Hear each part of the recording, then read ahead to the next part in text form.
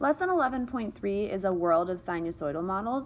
So basically taking everything that we talked about in 11.1 and 11.2 and combining them together to talk about modeling with sinusoidal functions.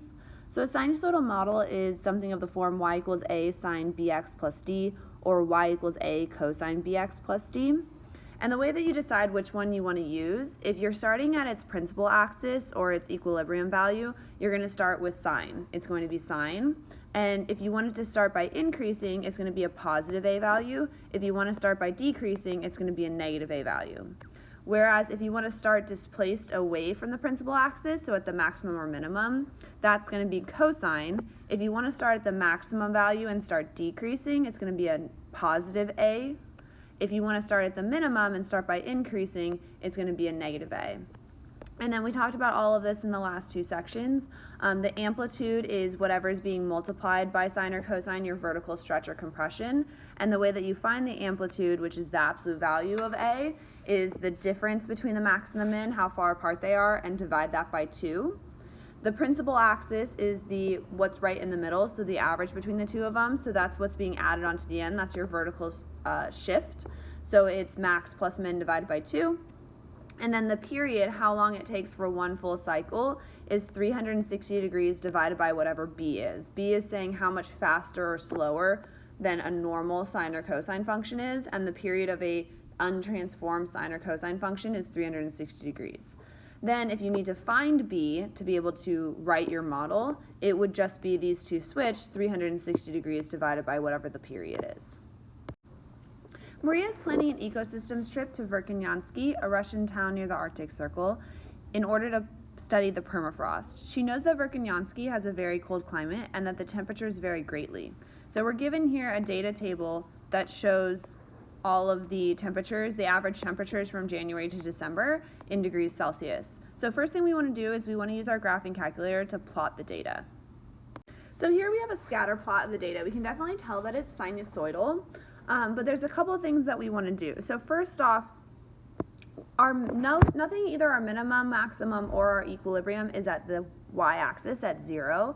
So we want to shift it a little bit. So what we're going to do is we're going to take all of these points and we're going to just shift them one to the left. So instead of calling January month 1, we're going to call January month 0. And then we're going to call February month 1, so on and so forth. This just allows us to use the models that we talked about previously without having to worry about a horizontal shift at all. So we're just shifting all the months back and calling January month 0 instead of month 1. The other thing that I noticed is that we start at our minimum value down here. So since we're starting down here at our minimum value, we want to use negative cosine. So the model that I'm going to use is going to be y equals negative a cosine bx plus d. Cosine starts away from the principal axis, and since it's starting at its minimum point instead of its maximum point, we need to reflect it across the x-axis, so that's where the negative comes into play. So now that we have that and we have an idea of how we're going to model this situation, go ahead and develop the model like we've been doing before using the information on the previous slide. And then once you've done that, we want to find what dates the temperature will be between negative 20 degrees Celsius and negative 5 degrees Celsius.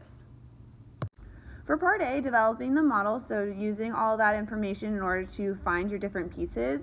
So for our amplitude, again, I found the difference between the maximum and minimum, how far apart they are, and divided that by 2, and you end up with 31.25. For the principal axis, or D, the vertical translation, I found the average between the maximum and the minimum temperature and divided by 2 and get negative 15.75. And then the period is 1 year, or 12 months, so therefore B would be 360 divided by 12, or 30.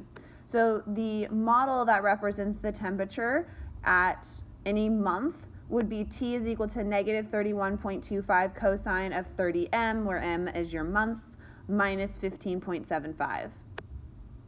So then for the next part, at what dates will it be between negative 20 degrees and negative 5 degrees? So I set up a little inequality here. And then on the graphing calculator, I let y1 be our model, and then y2 be negative 20, y3 be negative 5. And I found where negative 20 and our model intersected, and that was at 2.74 and 9.26.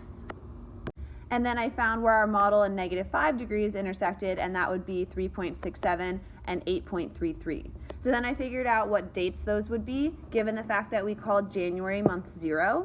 So 2.74, that would be about March 23rd.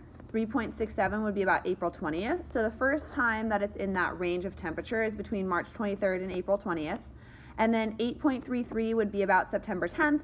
9.26 would be about October 8th. So the second time that it's in that range is September 10th to October 8th. So this has been modeling with sinusoidal functions.